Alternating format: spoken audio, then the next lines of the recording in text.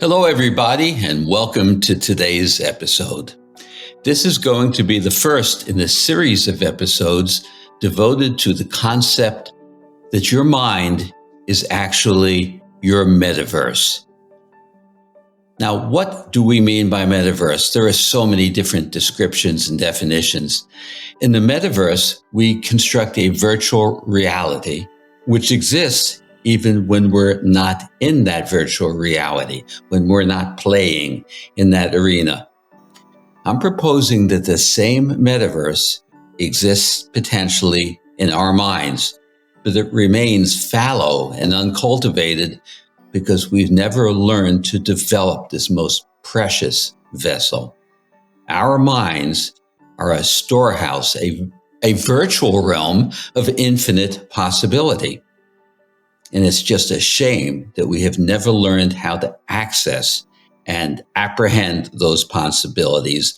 That's what this series of coming episodes will be devoted toward. Today is just a brief introduction. My thesis is that what your mind can imagine, you can create, you can actualize. All we need to do is look at the history of science fiction going back far enough to see that what science fiction thought of eventually came into reality. In our personal lives, our perceptions create our reality, only we don't see it that way. We think that the truth and reality is out there. And that's not different than virtual reality making. But we've been living in such a terrible way whereby our imagination also remains unfallow and uncultivated. Einstein said, imagination is far more important than intelligence. So our lives are informed by our thoughts and our beliefs and perceptions, only we don't quite see it that way. We think it's the truth.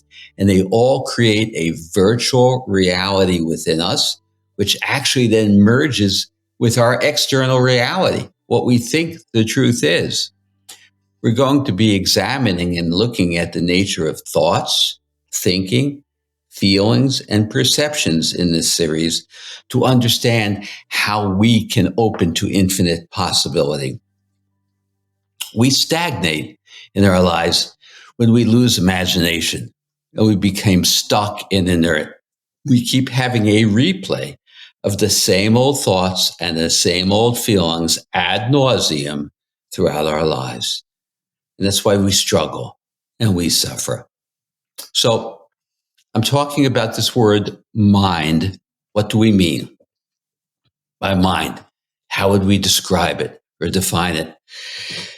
I think a room full of people or even a group of consciousness scientists probably couldn't agree to what we mean by mind. I'm a member of the International Society for Consciousness Studies, and I think perhaps I will throw this question out to this consortium of great scholars. What do we mean by mind? The concept of mind remains vague, different meanings to different people. Certainly in our schooling, we receive no education, and so mind, the concept of mind, is elusive. You know what? This is inarguably our most precious gift, our mind, and it remains ignored. It's like a diamond in the rough. We see the diamond, but we don't know its value. Mind is a magical vessel through which we shape and inform our identity, through which we experience other people and everything that surrounds us. And we take it all for granted. It's almost as if we were born with eyes that were closed and never opened. So we went through life without seeing. But we have eyes. We just need to open them. We have a mind to cultivate. We need to see it differently. But we've remained illiterate and unschooled in harnessing the power of our minds, the metaverse of our minds. And so we struggle in our lives. Self-doubt, fear, frustration, conflict within self, conflict with others, anger, warfare, serenity, love, harmony are all a matter of what our mind is informing us, a matter of perception. But I'll tell you this, Living without a proper appreciation of the mind leaves us shackled by ignorance. Mind can construct hatred, violence, failed communication, global warming, or mind can allow us harmony, serenity, and love. We need to cultivate this tool. Virtually every challenge in life that we face is informed and influenced and impacted by our mind. Only we don't see it as such. We think the problem is out there. Mind is the literal heartbeat of awareness. And without a healthy understanding of mind, we simply cannot live life fully or meaningfully. But learning to master the mind opens the gateway to navigate and thrive in our lives. There is our virtual reality, to learn to access the metaverse of our mind. So let's begin by stipulating what I don't mean by the word mind. Some people equate mind with the brain. No way. I see the brain as a biological organ, not the source of wisdom through which you can navigate the course of your life. Brain doesn't offer wisdom. The brain is where your thoughts and feelings leave their mark. It's not the source of awareness. Picture this. You're walking at the beach. You look behind you. You see your footprint in the sand. You wouldn't think that the sand produced your footprint. Your foot left its impression on the sand. Your thoughts and feelings leave their impression on the brain. It is simply a biological organ. Some people confuse mind with being the same as your thoughts. Many thought leaders, motivational speakers, and best-selling authors offer little distinction between thoughts or mind or thinking. We will be moving into these distinctions. We can't possibly move forward in the pursuit of a life well lived or enlightenment or personal growth without actually clarifying what we mean by these words. It's incongruous. It gets all scrambled up. It leads to incoherence. So let's just touch lightly on some of these concepts in today's episode. Thoughts. Mind is not thoughts. We have thoughts all the time. Millions of thoughts, many of them repetitive. Thoughts inform us about the truth that's out there. Incorrectly, thought is creating the truth that's out there. In the coming episodes, I'm going to be teaching you how to see your thought and not become your thought. In the nanosecond between your thoughts, you exist in a state of possibility, of infinite possibility. But if we keep having the same old thoughts and the same old feelings, we never access possibility, let alone change.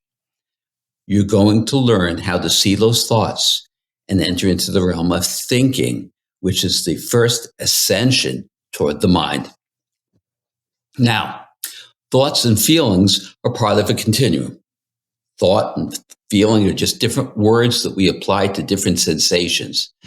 Thoughts and feelings wash over onto one another, kind of like a wave unfolding onto the shore, and then it tucks back in and enfolds as it heads back out to sea. Picture that. The wave coming into shore, tucks back in and heads back out to sea. Thought and feeling work the same way. The moment we have a thought, it summons up the corresponding feeling. And that feeling tucks back in and triggers the next thought.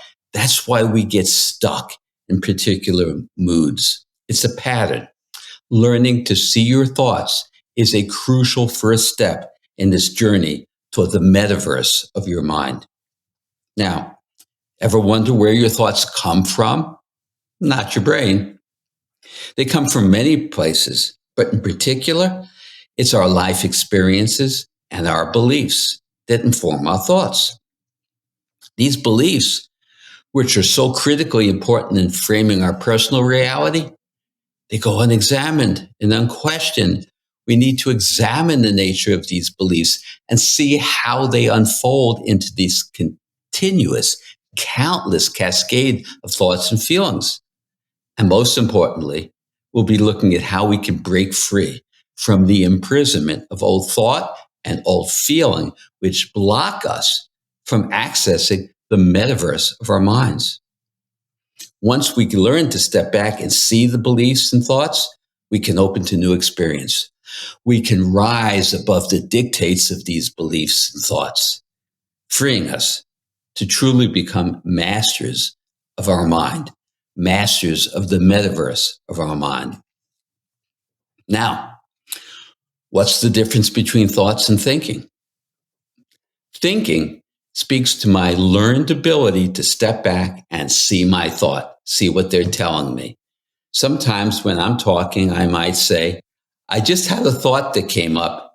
Let me tell you what my thought is telling me. You see what I'm doing there? I'm seeing a thought. I'm seeing that my thought is telling me something. So I rise above the thought. That is thinking. Thinking allows me to rise above the thought and rise above the feeling. That is where insight occurs. That's where wisdom occurs. And that's where change comes from. Learning to see your thoughts and feelings and not be them frees you from reactivity. Now, thinking creates this space, this nanosecond between your thoughts. So you become sovereign to the thoughts and feelings. Wow, what a place. Now, some of you may appreciate what I'm describing right now, and some of you may shrug your shoulders and say, I have no idea what he's talking about. I'll be teaching you in coming episodes how to access this. But right now, just to start this process, pause and ask yourself, what thought am I having right now? Just write it down, note it. We'll come back to it. Our change process comes from thinking, not from continuous replay of old thought. Thinking activates new insights and higher levels of awareness. We'll be speaking about how we can access this higher level of consciousness, thinking. And from there, we'll examine different ways of thinking. You know, as a culture, in Western culture, we've been trained for centuries to see and think in very small, fragmented slices of reality. We miss the bigger picture. Why would we ever think of mind and body, for example, as separate? You see the word mind-body connection. Connection suggests there's a separation, and we found a connection. That's what I mean by fragmented thinking, mind-body connection. Why would we ever think our mind and body weren't one?